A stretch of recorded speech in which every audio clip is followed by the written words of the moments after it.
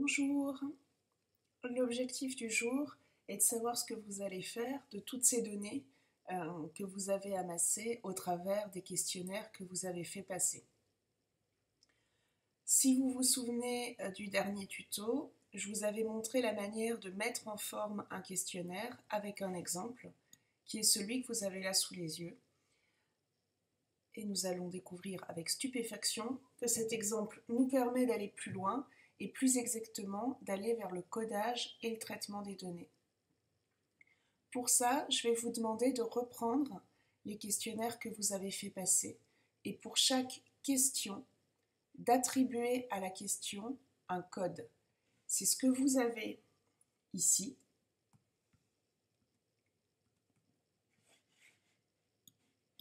Si vous le voyez, pour chacune des questions que vous avez sous les yeux, il y a un code qui permet d'identifier simplement la question. À la question « Allez-vous à un concert ?» le code « Concert ». À la question « Allez-vous au cinéma ?» le code « Cinéma ». À la question « Lisez-vous des livres ?» le code « Livre ». Alors bien sûr, je vous avais dit priorité aux questions simples. Plus la question est simple, plus vous allez pouvoir trouver un code facilement. C'est ce code qui va nous permettre de passer de données individuelles, vous avez un questionnaire par enfant, à des données collectives que l'on peut analyser d'un point de vue quantitatif, les réponses qu'ont données la classe avec laquelle vous allez monter le projet de santé communautaire. Pour passer de l'un à l'autre, vous n'allez pas, comme ça peut être tentant de le faire, directement rentrer les questions, mais revoir le questionnaire et, comme je vous le disais, le coder. Sans contrôle huissier de justice, j'ai pris un questionnaire au hasard. Alors, vous voyez dans ce questionnaire, il est écrit questionnaire filles, puisque c'est un groupe qui avait choisi de traiter d'un côté les filles et les garçons. On va les traiter ensemble dans la collecte des réponses, tout simplement parce qu'une question qui n'existe pas ici nous permet de le faire. Si vous regardez les dernières données, les données socio-économiques, voilà les questions qui sont posées. Quelle est la profession de ton père? Quelle est la profession de ta mère? Situation familiale, as-tu des frères? As-tu des sœurs? Il suffit d'imaginer qu'on a posé une question supplémentaire. Es-tu un garçon ou une fille? Pour pouvoir réunir en un seul les questionnaires. Donc pour ce groupe-ci et pour ce questionnaire-ci, on va tout simplement imaginer une question 31. Es-tu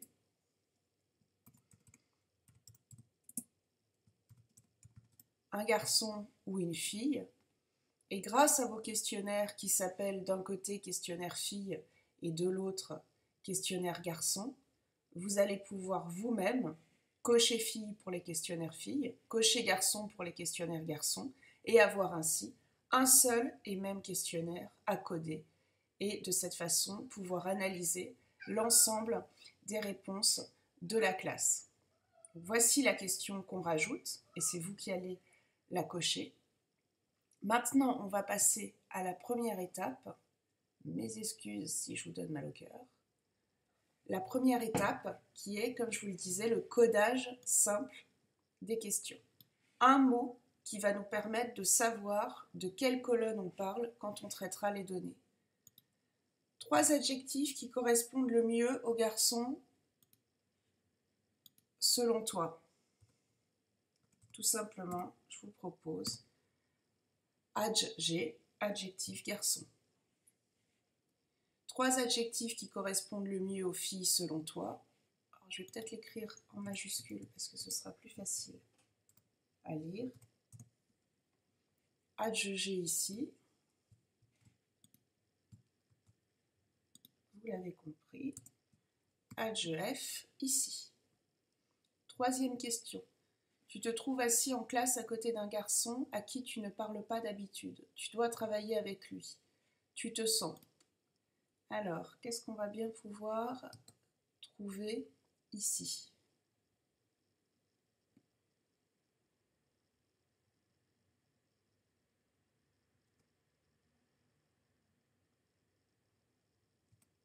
Alors, je vous propose... Non, j'allais vous proposer sentiment, mais je vois qu'après, on a toujours ces mêmes questions. Donc on va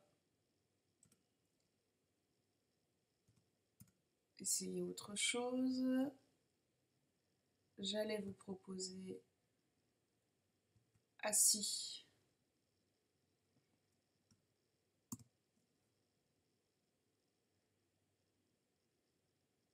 Assis garçons, mais on a dit qu'on allait réunir. Vous imaginez que pour le deuxième questionnaire, la question est: tu te trouves assis en classe à côté d'une fille à qui tu ne parles pas d'habitude, tu dois travailler avec elle, tu te sens. Je vous ai dit qu'on allait réunir les deux questionnaires en un. Donc on va mettre...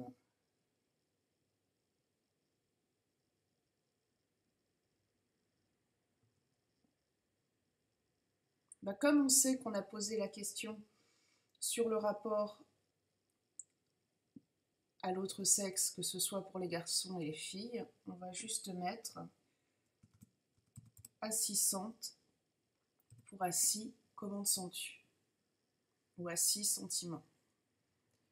Vous pouvez bien sûr prendre toute autre chose. Ce que j'essaie de vous montrer, c'est que c'est absolument pas évident, mais j'essaie aussi de vous montrer qu'on y arrive, ohé, de pouvoir trouver un mot tout simple qui va nous permettre de rentrer les réponses et de pouvoir nous y retrouver dans ces réponses. Alors, est-ce que ce que je viens de trouver là comme plan va marcher si je continue? Assis à côté de ce garçon ou de cette fille, donc. Assis, ça marche toujours. À qui ne parle pas d'habitude? Tu es. Donc là, je vous propose assis, attite pour attitude. Tu es seul et tu vas aborder un garçon qui te plaît. Tu es. Alors là, on n'est pas dans la posture assis en classe, mais on sent qu'il y a une activité. C'est la fille qui va vers le garçon ou le garçon qui va vers la fille. Donc on va peut-être garder nos... Là, j'étais en train de vous montrer l'écran, ce que vous ne pouvez évidemment pas voir. Donc je vais le faire en surlignant. On va garder ce qu'on a fait ici, assis, qui est le code qui nous permet de renvoyer la question 3 et 4 spécifiquement, et la question du sentiment et de l'attitude qu'on va avoir dans d'autres questions, et on va essayer de garder cette dichotomie. Je m'explique. En étant là, on remplace par exemple assis par action sent, pour savoir comment la personne se sent, et vous l'avez compris, ici, action,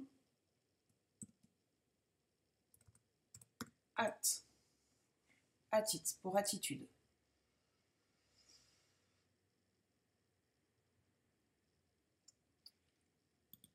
Et ça aurait été trop simple. Je remercie vraiment l'absence d'huissier de justice qui m'a permis de tirer au sort ce questionnaire. Maintenant, la 7e question. Tu es seul et un garçon qui te plaît vient t'aborder. Donc, c'est un peu l'envers de nos deux actions ici. Donc, qu'est-ce qu'on va bien pouvoir...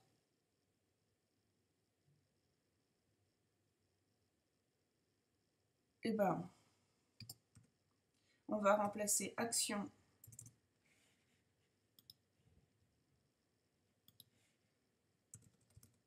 par attente et on va garder notre sent. Vous l'avez compris, même question. Tu es seul et un ami vient t'aborder. Tu es. Et là, on va remplacer notre sent paratite.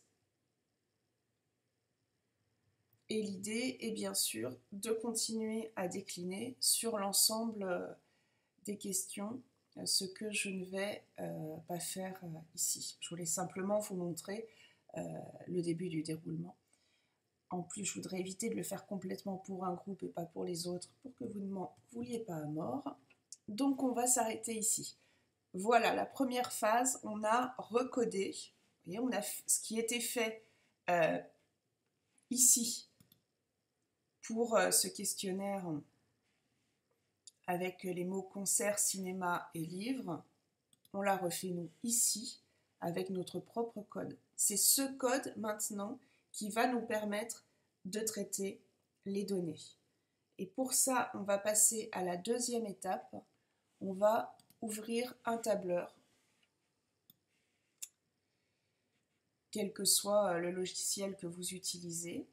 Et sur ce tableur, on va recenser l'ensemble de nos réponses. Pour pouvoir recenser les réponses, on va d'abord s'intéresser aux colonnes. Une colonne égale une question. Et vous avez autant de colonnes, si je ne compte pas la colonne de titre, à partir de B, vous avez autant de colonnes que ce que vous avez de questions. Si ça ne marche pas, c'est que vous avez posé deux questions en une. Si vous avez plus de colonnes que ce que vous aviez de questions, c'est qu'en fait, d'une question, vous en avez posé plusieurs à la fois et qu'il va falloir les recoder. Si c'est le cas, on verra ça dans un autre tuto. Pour le moment, on part du principe que tout va bien dans le meilleur des mondes. Une question, une colonne. Et c'est ici que tout ce travail-là, dont vous vous êtes peut-être dit « mais pourquoi on fait ça ?» va prendre tout son sens. Notre première question, on ne va pas entièrement la réécrire, ça servirait à rien. Notre question 1 s'appelle Adj G. Ça va vous demander au départ un peu de technique, mais ça permettra très simplement de se repérer ensuite. Un peu de technique, pourquoi ? Pour connecter un code et voir derrière ce code la question que vous avez posée. Notre question 2, pas besoin de l'écrire, elle s'appelle Adj F. Pareil. Notre question 3, c'est notre question qui m'a fait galérer. Assis. Ça.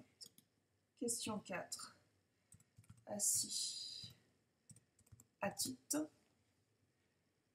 Et on continue comme ça sur l'ensemble des questions. Et là, comme par magie, elles vont apparaître.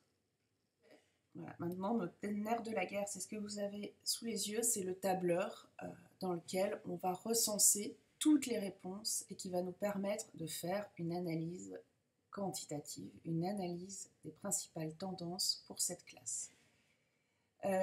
Qu'ai-je fait ? J'ai fait mes différentes colonnes.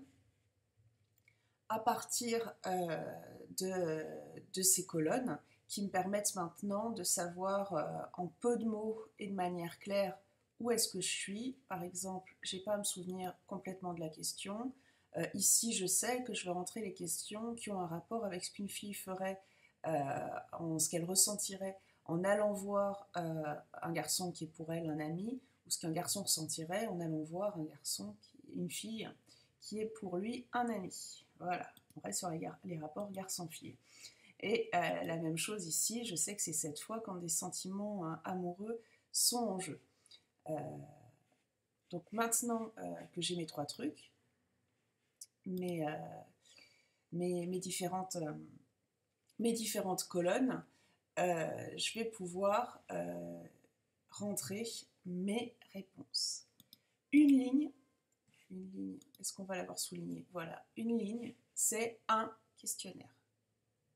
Chaque ligne, c'est un de mes questionnaires. Donc à partir de la ligne 2, si je fais de la ligne 2 à la fin, je dois retrouver le nombre de questionnaires qui ont été passés en classe. Une ligne égale un individu à qui l'on a posé les questions, qui a passé le questionnaire. Une colonne égale une question. Alors ce que je vous conseille de faire, parce que ce sera un gain de temps énorme et pour l'analyse également, pour rentrer les questionnaires, un gain de temps énorme et pour l'analyse aussi, c'est quand vous avez des questions fermées, de faire des listes de choix. C'est ce que j'ai fait ici. Si je reprends ma première question, coche les 3 adjectifs qui correspondent le mieux au garçon selon toi. Et j'ai rentré ici la liste des adjectifs et je vais pouvoir choisir en fonction de mon premier questionnaire. Deuxième question, les adjectifs qui correspondent le plus à une fille. Et je ne vais pas pouvoir choisir galante parce qu'il n'y est pas. Je vais choisir bavarde, tant qu'on est dans les stéréotypes. Et je vais faire la même chose pour le sentiment éprouvé face à un garçon ou une fille auprès de qui on serait assis, et l'attitude. Alors, il peut arriver, pour les questions 1, 2, 3, j'ai repris exactement les réponses qui avaient été proposées par ce groupe. Si on va à la question 4, c'était beaucoup trop long pour moi pour rentrer. Donc j'ai repris que l'idée essentielle pour la question 4. Je vais essayer de les mettre l'un à côté de l'autre, j'espère que vous les verrez. Non, si, je crois que ça se voit. Donc tu es bavarde devient bavarde, tu discutes normalement devient normal, tu parles peu, d'ailleurs le E n'est pas forcément nécessaire, normal, tu parles peu devient parle peu, tu ne lui adresses pas la parole devient parle pas, pour que ce soit beaucoup plus parlant. L'idéal, bien sûr, c'est que vous avez posé plusieurs questions appelant les mêmes réponses, parce que ça va vous faire gagner du temps. C'est le cas ici de la question 5, 6, 7, 8, où j'ai repris tout simplement, vu que c'était le cas dans le questionnaire, les mêmes réponses proposées. Ce que j'ai fait là s'appelle faire une liste de choix. C'est possible sous Excel, sur Numbers, moi j'utilise Numbers, oui, sous OpenOffice, je suppose. Comme je ne suis pas une grande prêtresse des logiciels, ce que je vais faire, c'est que je vous mettrai sous la vidéo les liens vers les tutos. Je m'aperçois, pardon, qu'il y a une faute. Vers les tutos qui vous permettront de faire ces listes si vous ne savez pas les faire. Voilà qui est dit. Voilà la structure de mon questionnaire. On peut imaginer que j'ai rempli l'ensemble des questions. Ce que je vais faire maintenant, tout simplement, c'est que je vais copier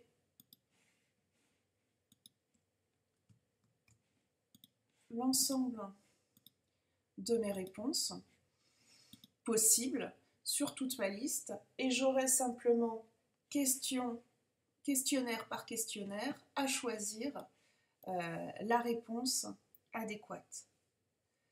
Une fois que vous avez ce tableau, tel que vous le voyez là à l'écran, vous pouvez vous répartir les questionnaires pour que chacun rentre une partie des réponses si ça vous allège le travail.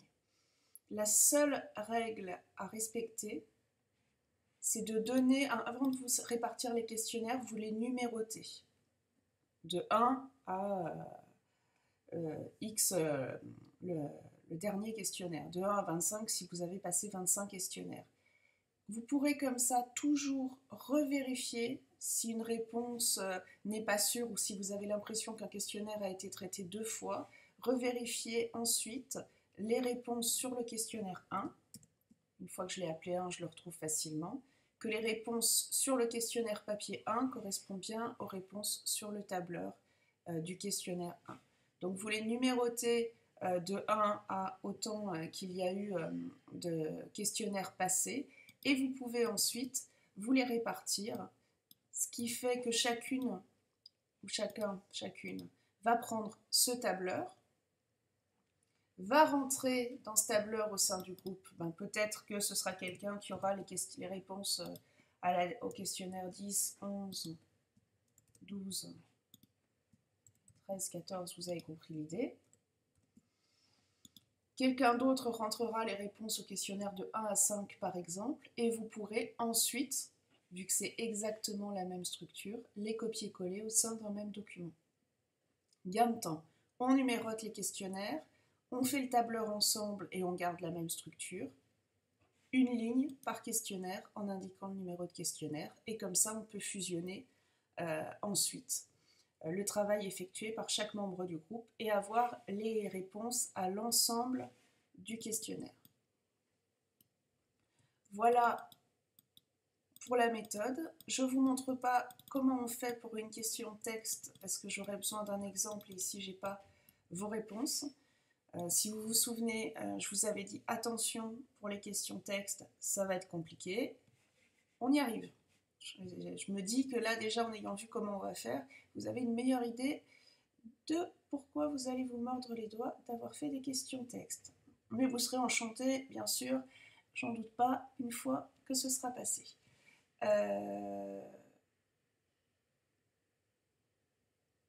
Voilà pour le questionnaire. Est-ce que j'ai autre chose à vous dire? Bien sûr. Je vous avais dit, une colonne, une question, ça marche.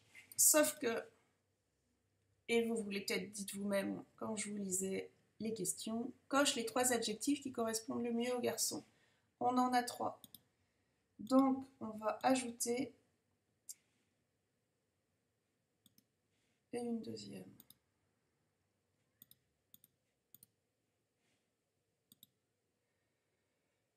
On va ajouter 2. Alors, là, il ne m'a pas mis les bonnes réponses. On va ajouter 2 colonnes et la Q1, adjectif garçon, on va mettre adjectif 1.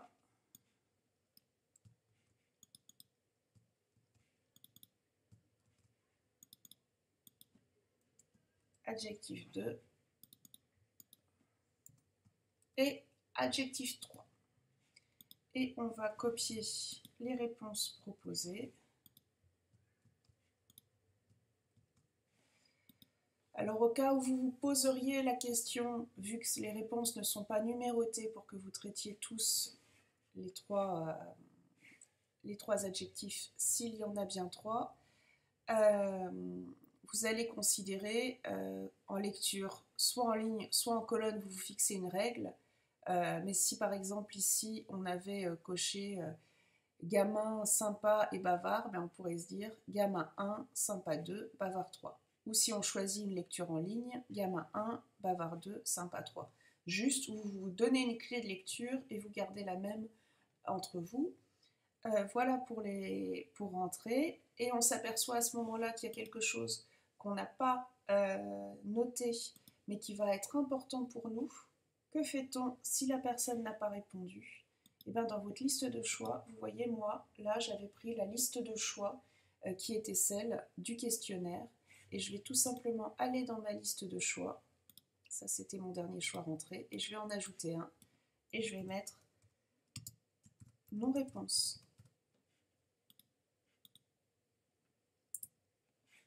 Ce choix non-réponse apparaît maintenant. Et je vais le faire pour l'ensemble de ma ligne. Donc bien sûr, ce non-réponse, on peut considérer que je l'avais fait avant de tout copier. Une fois que vous avez ça, vous avez toutes les clés en main. Je récapitule. On met un nom simple de variable pour chaque colonne. On vérifie bien qu'une colonne égale une question. Si on a plusieurs choix dans la question, on le décline en choix 1, choix 2, choix 3 en gardant le même intitulé de départ vu qu'il s'agit de la même question. On ajoute non-réponse pour être sûr de pouvoir traiter l'ensemble des questionnaires. Une ligne égale un questionnaire. On numérote l'ensemble des questionnaires pour pouvoir revenir en arrière si jamais on s'est trompé et bien vérifier que tous les questionnaires ont été traités. Et ensuite, vous rentrez les réponses. Laissez de côté, par exemple, j'en veux encore une, peux-tu m'en donner une? Laissez de côté, si la question 9 était une question texte, notez-la juste. Question 9 texte. Alors lancez-vous, hein. Si vous voulez les recoder, vous pouvez très bien recoder tout seul. Sinon, attendez qu'on voit ça ensemble et à partir d'un exemple, je vous donnerai un tuto. Tiens, on va même faire autrement. Vous m'envoyez, si vous avez une question texte, non, j'allais dire, vous m'envoyez l'ensemble des réponses écrites dans un fichier texte, si vous vous sentez de les retaper. Et comme ça, je vous proposerai une manière de les recoder. Donc vous prenez juste un fichier Word, Q1, questionnaire 1 cette fois, et pas questionnaire.